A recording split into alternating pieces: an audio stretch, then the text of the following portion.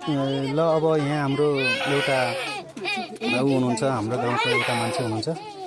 अनि यहाँ धेरै पहिलादेखि अनि नदेख्ने अनि धेरै साल भइसक्यो बस्ने एक्लै, खाना बनाउने पनि मुस्किल, बस्ने मान्छे पनि अब घर पनि त्यस्तै भएको छ।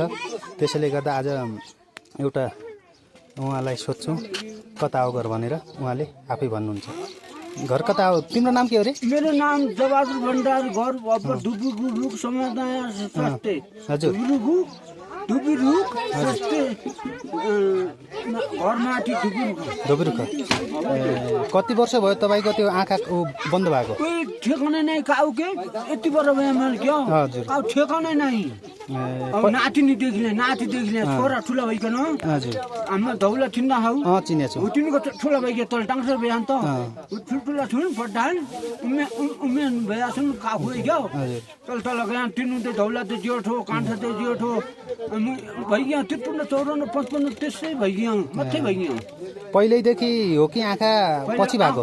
पहिले आँखा लाग्यो काखै नानी सुन्जी क्या हजुर लागेर अस्पताल भएन नि दोकान छेन चौथा काखै क्या अनि डाक्टर पनि भएनन् टुपे आमा सिरी काउ पनि भएनन् कामन्नु कि मुख अस्पताल गर्नु कि काखै क्या त्यसकारण आँखा लाग्यो बिग्रिया माथि पतन बोका बाछन् त हजुर तिनीहरूले झाउ पऱ्यो भने यत्रो टाढो खसी काट्यो ठुलो हजुर गरेर अनि त्यो बैजिसिया क्या काखै बैजिसिया त्यही गरेर फुटेको काखै अनि कुरा गर्ने थलप लगाएको छु काखै आएको देख्ने छु नाना देख्छु यहाँ गोरु देख्छु यहाँ खोची धान काखै झ्याकले खोची पुनः जाँदो पुनः जाँदो आगो बाल्दो चिसो काखै आगो बाल्ने खोजिने भए ढिलै पुग्छु छु काखै अब बुटी छोटा पुण्यमा काखै कालमाट पुण्यमा किलो खोला यतिकै आगो बाल्ने काखै चिसो हुँदो त्यही बेला जोइ नै केही नै। अहिले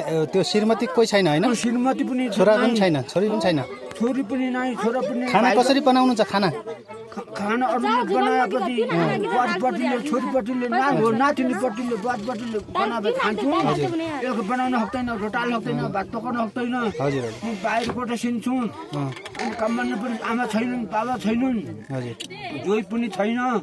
अब मायाले अब सबैले बोलायो, धन्नाले बोलायो, माया होला यति डल्लो पाया कति $4 कति डलर पाया त्यही माया होला। बहिनी आइन टिकालाई आइन काखै खाना खाऊ भने मलाई धेरै सन्तोष लाग्यो क्या घर पनि खाना खाइन काखै ठाडा गएँ तल ओटालोभित्र बस्नु चिसो बेल बुढे सिँगालो माने काखै क्या नातिनीपट्टि आइन माथि घाम्दा ठिक छ। अब माथि बसेँ।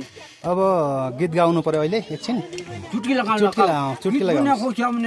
हजुर कोही जेठबापट्टि कोही जेठमापट्टि जवाबले राम्रो गाएन भन्छ ताल छत्तिन्छ हात मान्छ जेठ गया मान्छ काउ होस् बाइगो दिमाग बाइगो होस् बाइगो त्यस कारणले काखै चुट्की लगाउँला राम्रो भए पनि होला नराम्रो भए पनि होला सम्झना भए पनि होला नसम्झना भए पनि होला। फलानाले जबहादुर भण्डारीले गीत गाएर र धेरै राम्रो भयो, सबै गाउँले दाजुभाइले सुने धेरै राम्रो भयो पनि एक हो होइन।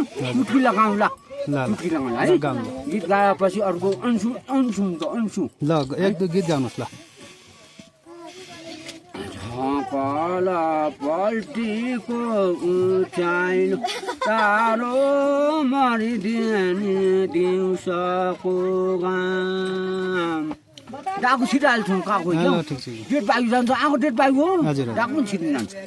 झपल पल्टीको उचाइल तारो मरिदिने दिउँसोको घाम त्यही दुःख बिर्साउने बोबन बजु केही दुःख बिर्साउने बोबन बजु केही दुःख बिर्साउने राम।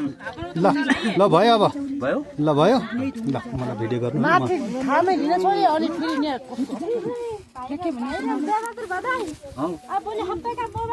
ल यो गरिदिनु होला त्यसपछि यहाँ उहाँलाई अब धेरै धनी हेर्नुभन्दा यस्तो मान्छेलाई हेर्नु एकदम जरुरी हुन्छ, सहयोग गरिदिनुपर्छ। धेरै ठाउँ धेरै हिमालमा पहाडमा बसेको मान्छे हुनुहुन्छ, त्यही भएर सहयोग गर्नुपर्छ है। चुरोट खाने अथवा के खाने, मिठाई खाने, चुरोट नखाने फेरि है, खाने अनि नास्तामा नै खाने अनि